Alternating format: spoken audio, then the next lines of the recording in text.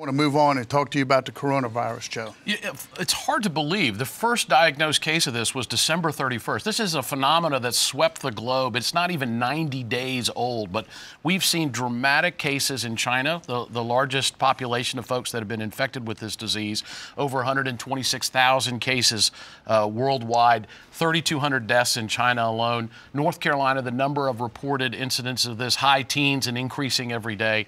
Governor Cooper held a press conference earlier this week, declared a state of emergency. Also announced later in the week he was suggesting groups suspend any events or activities that would include more than 100 people to try to contain the virus. The NCAA canceled March Madness. We've seen the professional sports leagues suspend their seasons. There's a lot more that needs to be done to better understand what we can do to prevent this particular outbreak. There are some common sense measures, frequently washing your hands if you are a high-risk person, someone with a respiratory or other underlying condition, to avoid those situations where you might be exposed.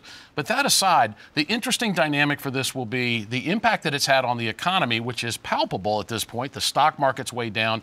Capital markets hate uncertainty and anything unexpected. That's really going to impact Main Street. Well, and I think we have yet to see the full impact of it because the types of industries that are being impacted, airlines and the service industries and those sorts of things, they generally don't come roaring back. Assuming we found a vaccine for this disease and we're able to cure it within the next few months, it would still take a while for those industries to recover from this downturn. We'll have to see how much this affects. Some question as to whether the president was effective in what he said the federal government will be doing. Morgan alluded to that. Some questions about the Oval Office address, whether the president had a command of all of the issues involved in this outbreak. But the economic impact and the fact that people may not feel their government's doing enough in this situation could have a dramatic impact on the voter attitude.